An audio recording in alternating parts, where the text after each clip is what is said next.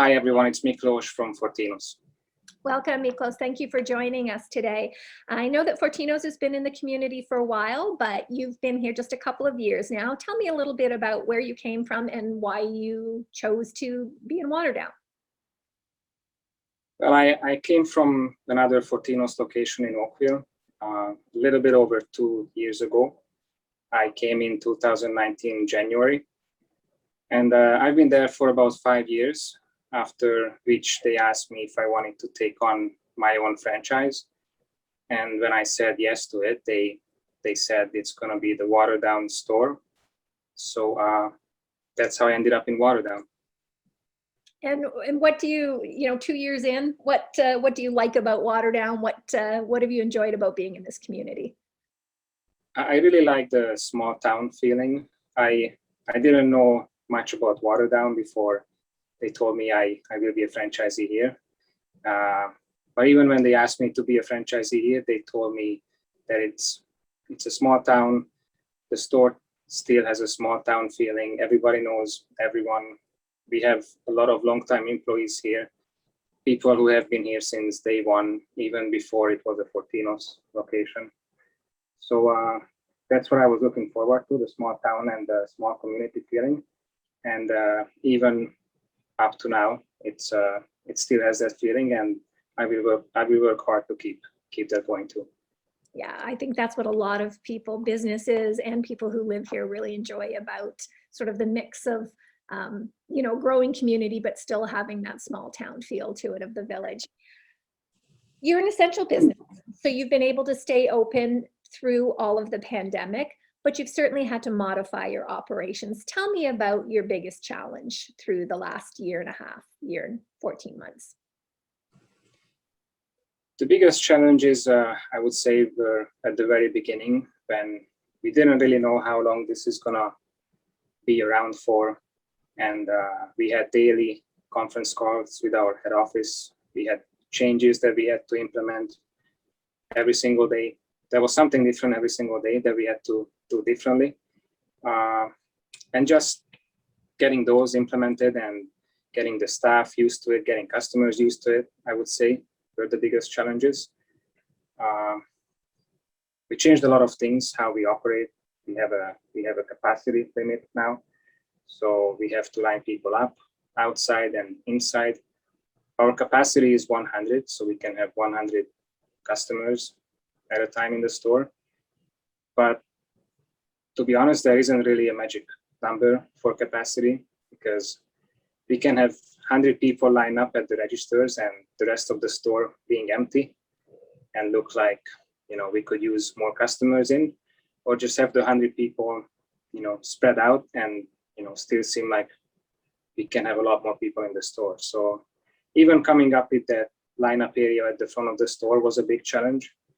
We lost a lot of merchandising space at the front.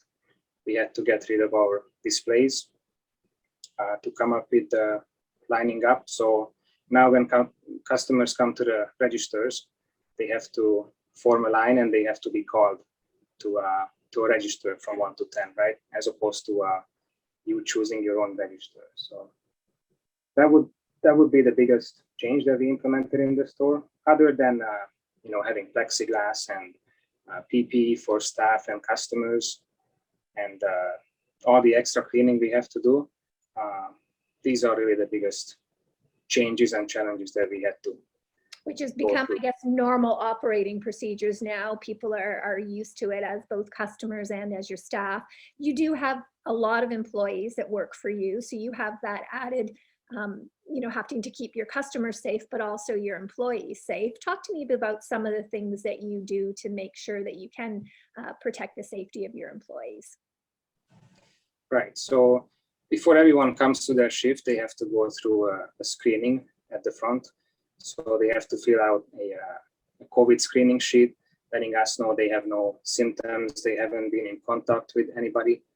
Then we take their temperatures.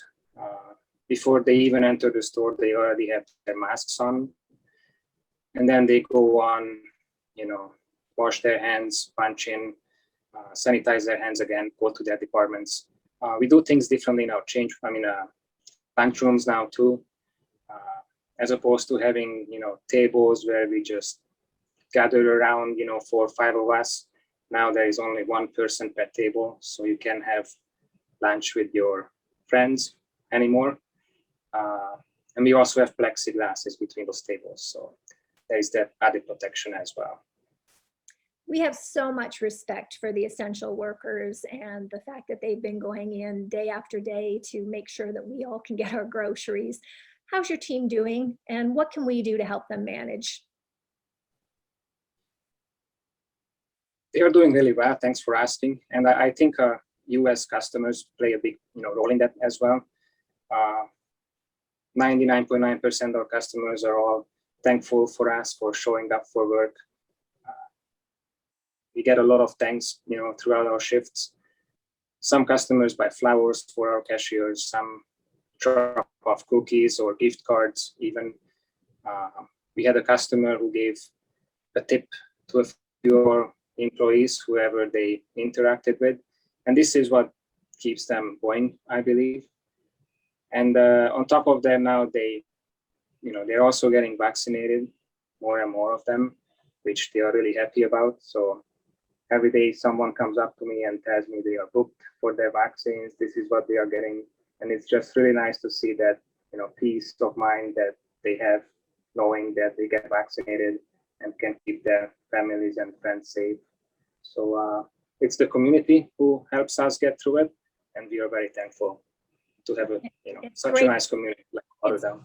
Great to see them eligible for those vaccinations as that program rolls out and more of us are getting vaccinated.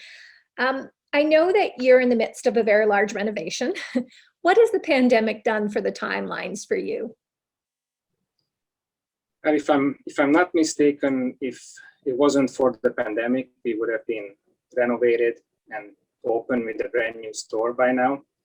The deadline was late 2020, around Christmas, or early 2021, before the pandemic. But once the pandemic hit, that just really slowed everything down.